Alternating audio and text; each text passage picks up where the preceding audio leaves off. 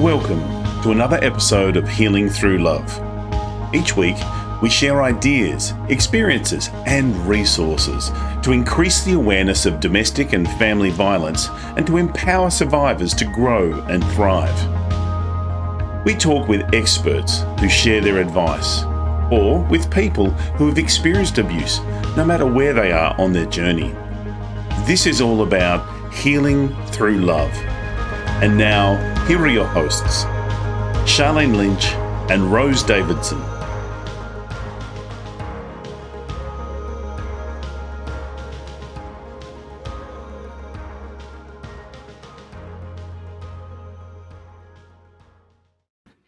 The Healing Through Love podcast with Charlene Lynch and Rose Davidson. In episode 75, Sue Kennedy discusses with us the healing benefit of writing your story.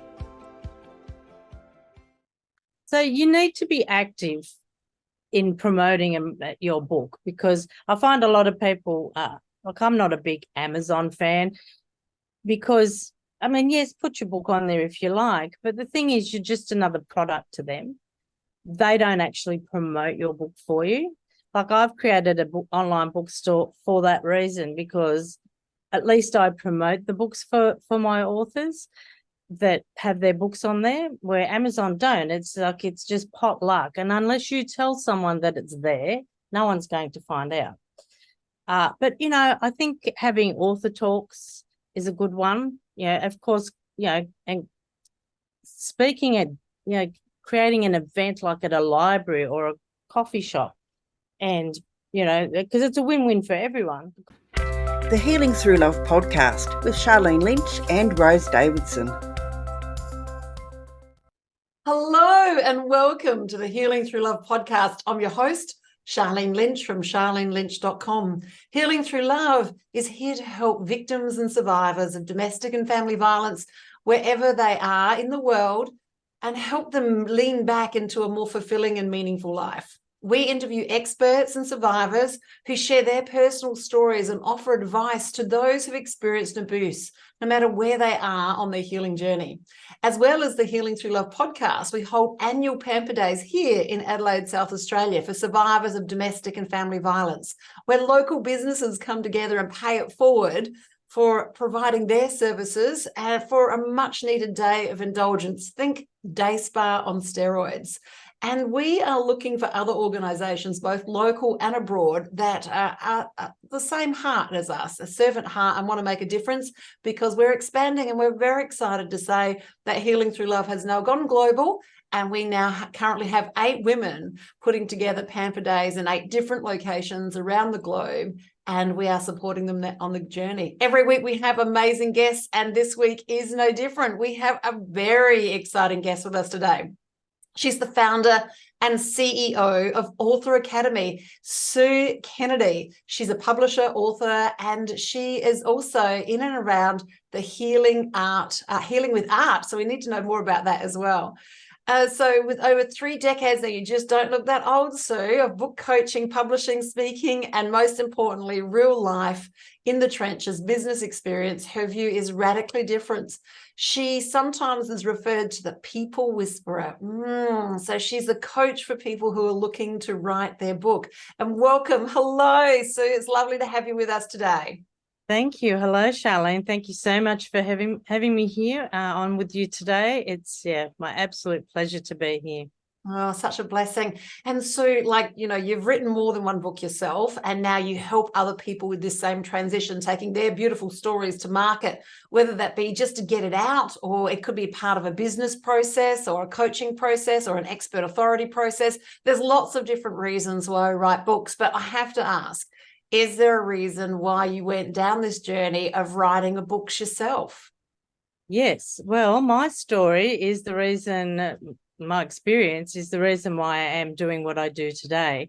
So back quite a few years ago now, it was when I suppose, I went through depression. That was probably I had everything. Like, I had a beautiful husband, I had, business, dog, everything, house, and it all came crashing down. I ended up with nothing. and I hit rock bottom, and I didn't realize that I had depression, and quite severe, because I actually considered suicide. It got to that point. So thankfully it was because of my beautiful dog. Well, I've had 2 dogs then. I only have the one now. I only lost him a few months ago, and he was probably the one that really did kind of pull me out of that thought of, that's it, I've had enough. And I'm so grateful to him, because I am here now and able to help others because of it. And so from that, I thought, what's going on? I need to find out what's happening to me. And I realized, I had depression. As I said, it wasn't really talked about back then like it is today. So thankfully we do talk about it today, and people are putting their hand up and asking for help more than they were back then. And so from that, I did research to pretty much heal myself. And from that, I went, I think I should turn this into a book so I can help others. And so I did. I thought, if I can help just one person, then my job is done. But of course, me being me, that wasn't enough. I wanted to do more. And so I wrote many other books. But from all of that, I have then turned that into workshops, but also now my unique 5-step coaching program, where I do help, and I help business owners, but I find a lot of people that come to me that want to write their story are people that have been through trauma of some sort. And I am also someone that has unfortunately been through domestic violence as well. So it's been an interesting journey, but I'm so grateful that I'm now able to help others, put those lived experiences into something that can heal them. At the end of the day, just heal them and help them. From what I understand, everyone says the same thing. It's very cathartic to write books. It's getting it out. It's getting on page. It's that visibility thing as well, where you're open to heal and open to heal others and share. I love it. It's fantastic. And but what I do notice is that there's lots of people that say one day they're going to write a book. So my question to you, Sue, is, what's the number one reason why people don't step up and write these books that they've got inside of them? So I think it's difficult to pinpoint it to exactly one, but the 2 main reasons is, one, they don't think they're good enough. And secondly, they don't know where to start. They're just sort of like, well, okay, I would like to write a book, but where do I actually start? They just don't know. So this is where someone like myself as a book coach can help, because I know when I was going through the process, I would love to have had a book coach to help me and hold my hand. I love it. I love it. Every second person says they want to write a book, but I'd be curious to know how many people on average write a book. I know it's not every second person, but I do know every second person says, I want to write a book. I love it. So tell me a little bit more about this coaching program that you take people through. So it's a 5-step unique coaching program, and I call it unique because I don't believe anyone else is doing it the way I do. We go through the normal steps of how to outline it, making sure it flows, and all that kind of stuff that you have to do. But because I'm an artist as well, I couldn't decide whether I wanted to do just writing or art. So I thought, why not combine the 2 and have best of both worlds? So I did. So I have a couple of tools that I use with people to help them unblock, but also the art component also helps them as far as healing. So it's very powerful, and I have 2 different modalities of ways of doing that. And one is going to the canvas, but I found and we do it intuitively, but I found that people, not everyone, but some people go to a blank canvas and go, what am I going to do now? And they freak out and get quite anxious. And I don't want them to be anxious. I want them to enjoy the process and allow it to help them instead of harm them. So I thought, okay, well, I need something else just in case that doesn't work. So that's when I decided, I found Neurographica, and I now am a certified coach to be able to coach people via using Neurographica. And so that's the other tool that I use, which is very powerful. I mean, they're both powerful. So this is using art to write a book, or is this artwork to be used on the cover or as part of the book, or is this the art is to get to the writing of the book? It's not to create some, Archibald Prize type painting. I mean, it could, you never know. And it could be the cover of your book, or it could be a painting that goes in the book. It's not about that. It's more about getting in and just working out what's going on inside, what's blocking that story from coming out. But also, if whatever trauma you've been through, you can then, work through that and allow healing to begin. Like, it's amazing the different things that show up when we actually go through these processes, and you get these huge ahas and go, wow, I now understand why I have been going through this or doing this or whatever. And it gives you the biggest, amazing love.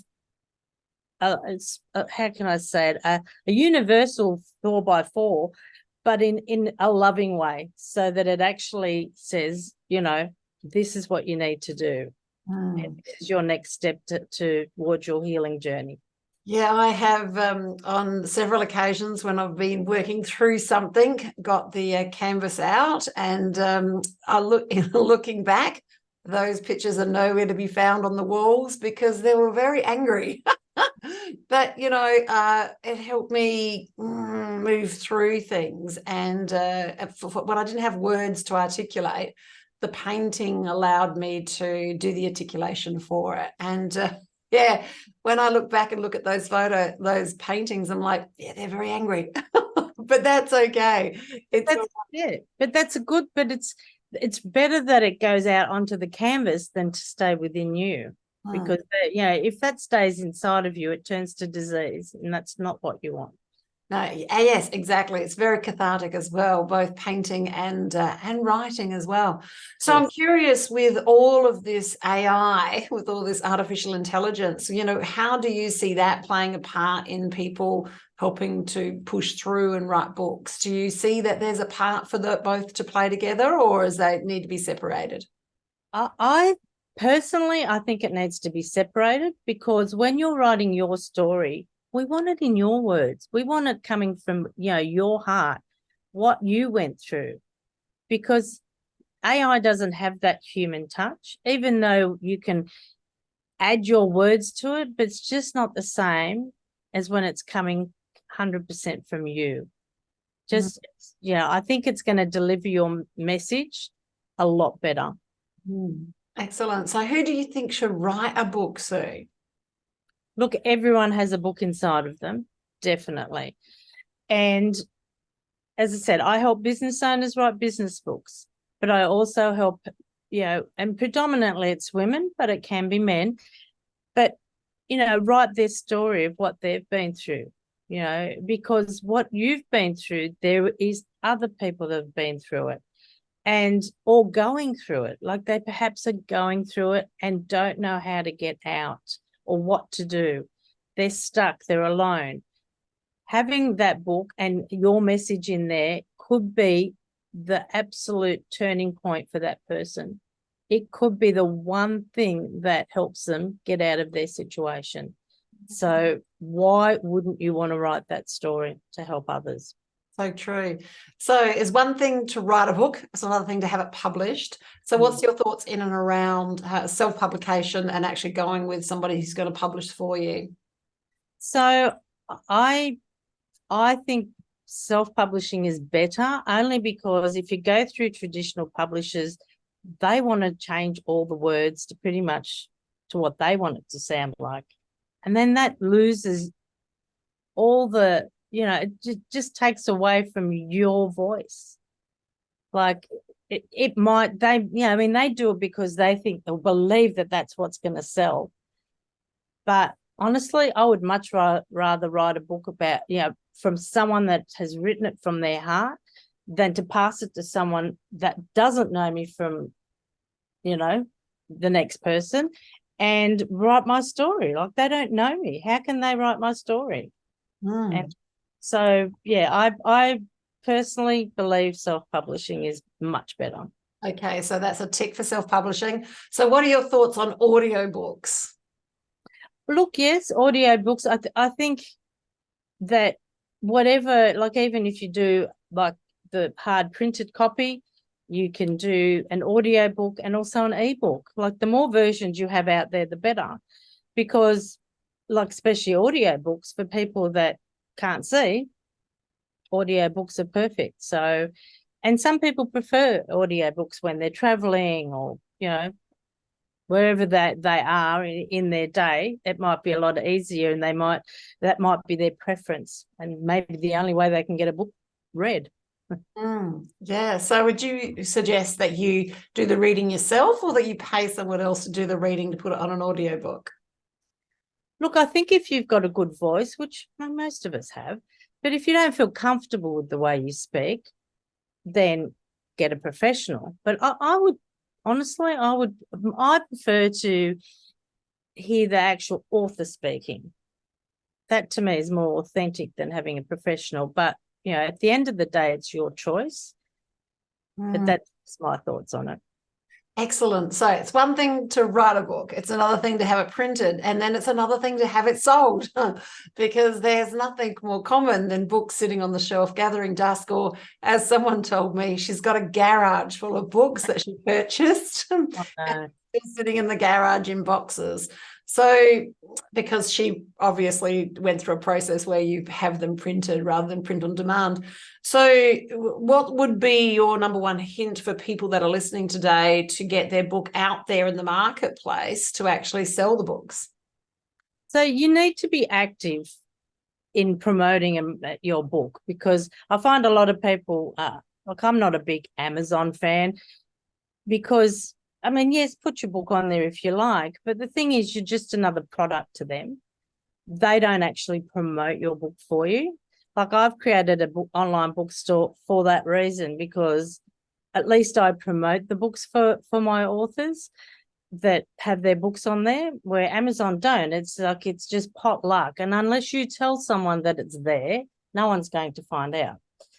But, I think having author talks is a good one. Of course, and speaking at, creating an event like at a library or a coffee shop and, because it's a win-win for everyone. The coffee shop will love having you there because they'll bring people in and they're, of course, going to purchase something there while they're listening to you. So, that's a good thing. Going, having a book launch, going on book tours. There's, a myriad of different ways of doing it. But just need to do it. It just doesn't happen unless you tell people that you have a book. They're not going to find out. I love it. So we've printed the book, we've got it published. So what are your thoughts on the print on demand? Should people be doing that or should they be buying them and then selling them that way? Look, print on demand we can't do here in Australia. I actually am a co-owner of a printing company, book printing company. So we don't do because it's just print on demand is done in countries where they don't get a lot of money. Like the people that actually do it, they don't pay them a lot of money to actually produce the books. They're like 10 cents a week or something. Hence, we can't do it here in Australia for that price. Our wages are way too high which thank goodness it is that way. But when we print books for people, we just suggest we don't ask them to print thousands so it fills up their garage. We suggest getting only like 50 to 100 copies, see how that goes, and then order more. Or get pre-sales, like tell people your book's coming and see if you can sell them up front and then place a print order and say, look, 100 people are very excited and have pre-ordered. Here's my order. I love it. I love it. Yes, it's like courses. We want to pre-sell them before we've even created the course. Exactly. So with the books that people are writing from their heart space, do you think that they need to keep the avatar, the audience in mind as much as people that are writing a book from a business perspective? So I think, yes, talking from your heart, even from a business perspective, people want to know who's behind the business. I mean, it's great that you've got the business, but people are more interested in who is actually behind it. So you still want to be talking from the heart either way. So did that answer your question? Did I? Well, yes, and so I'm probably more looking from an avatar perspective. Right. So as 30 years as a business coach, we always start the conversation with, okay, who is your avatar? Who is your audience? Who are you trying to speak to? Who are you attempting to sell to? Who do you want to get in front of?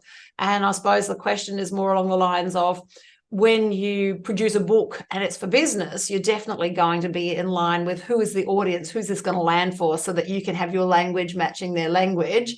But my question is, if you're writing a personal story like a memoir or an autobiography, would you keep that audience in mind the same way? Or is it just, a heartfelt, here's my story? I think in a way it's probably a little bit of two. Yes, I think it's just from your heart. And there are people that want to hear just like read about just your story.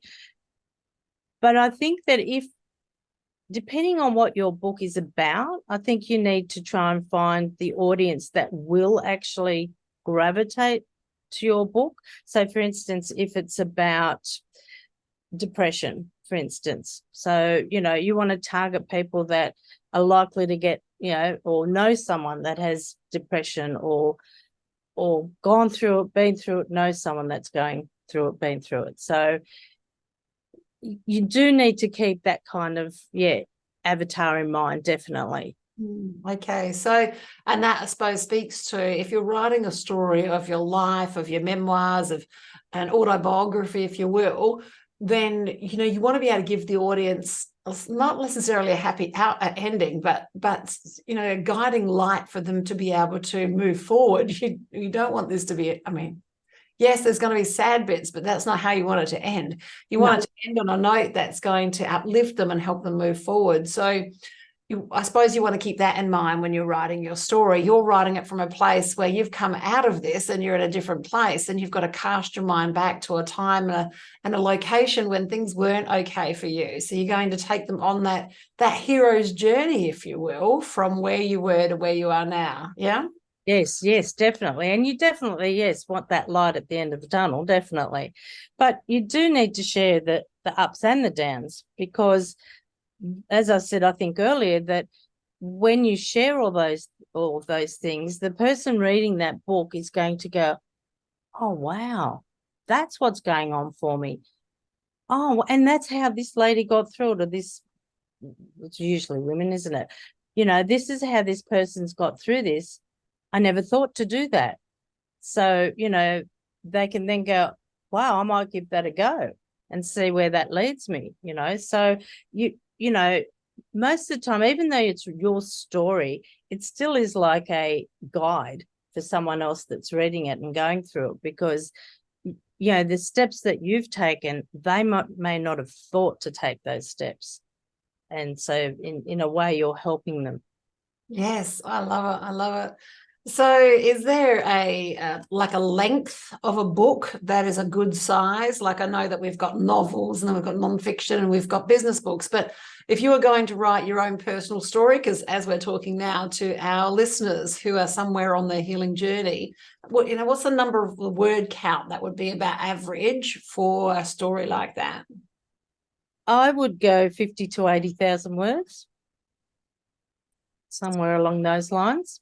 Yeah. And is it more popular to have a hardback, or is it more popular to have paperback? Paperback. I mean, especially if it is your story, it depends. Like, if it's not going to be like a coffee table book where, well, it depends. If you're a business owner and you're showcasing your business, then it could be something like that, which I would then put into a hardcover. But usually a personal story is a paperback. I love it. I love it. And so many people, I suppose, once they've written a book, I suppose the next thing is they need to get up and they need to talk about it. So do you help people with that process as well? I am currently putting together a coaching program about helping people market their book. because I found that there's a bit of a gap in the market where people are like, well, I've written my book now what do I do? I don't know what to do. It's just collecting dust on the shelf or in the garage, like that friend of yours. And that happens a lot because people don't know what to do next. So I am creating that as we speak. I cast my mind back to many, many years ago, and a guy that I was dating had written a book as a way to recover from his challenging divorce, and hadn't done anything with the book. And so we decided we were going to relaunch it. So had a book launch and an opening and made cupcakes and did all the thing and freshened up the cover and made the words more relevant. And then what he did from there was go on and actually talk about it. So, yeah, so even if you've got a book and it's been sitting there a while, you can still freshen it up, new cover, more up-to-date words, and relaunch it. So it's never too late to relaunch. So sounds like this next course is going to be fantastic. Now, you've got a special offer for our listeners today. Can you walk us through that? And our link will be in the show notes and also in the description. I have, yes. So the authoracademy.com.au/gifts, GIFTS. And I have a few different free gifts on there. And one is a 30-day free writing challenge, which is a lot of fun. And I pretty much pop into your inbox for 30 days. And it's an image that you look at for 5 minutes and then you write for 15 minutes about it.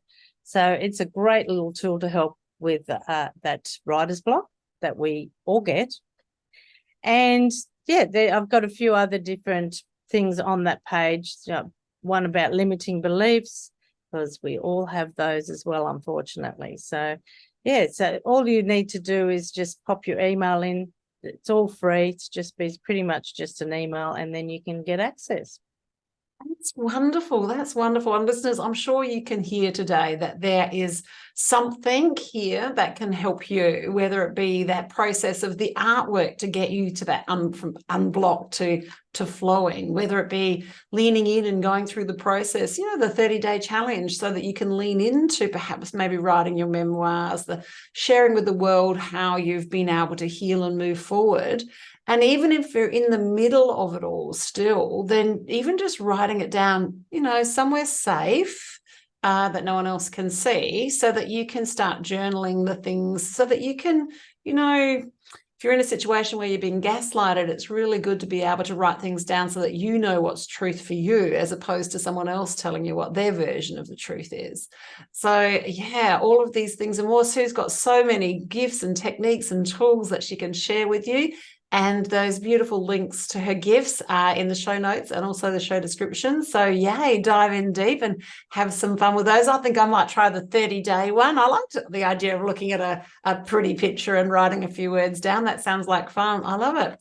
So just in closing today, you've had a journey that's got you from where you were now to where you are. And you're paying it forward and helping others, with that cathartic process of writing and artwork to help them move forward. What words of wisdom would you share with our audience today? I just want to leave by saying that you are good enough to write a story. We would love to read your story. So please do me a favor and the world. Give us the biggest gift of all, and that is for you to share your story, because your story is not only going to help you, but it's going to help many other people as well. So that's fantastic. If you're listening today and you want to lean in to make a difference with Healing Through Love, would that be local here in Adelaide or anywhere in the world, because we now have 8 different locations that are going to be running live Pamper Days for survivors of family and domestic violence with a group of up to 25 practitioners. Now, you might be a practitioner yourself and you want to donate your time, or you might be an organizer, someone who doesn't necessarily have any practitioner skills. That includes hairdressing, makeup, and everything else in between. But you're a really great organizer. We're looking for people that can do pen to paper and do the organizing, the heavy lifting that makes the events happen. And reach out to us on Healing Through Love. We'd love to hear from you. And, together we've got this. Together we can raise the frequency of this planet with your help. Thank you so much for listening today. That's bye from me and bye from Sue. Bye-bye. Thank you. Thank you for joining us for this episode of Healing Through Love. You can get further resources, see the show notes, or simply reach out to us via our website at htlaustralia.org. Thanks so much for joining us, and we look forward to your company next time on the Healing Through Love podcast.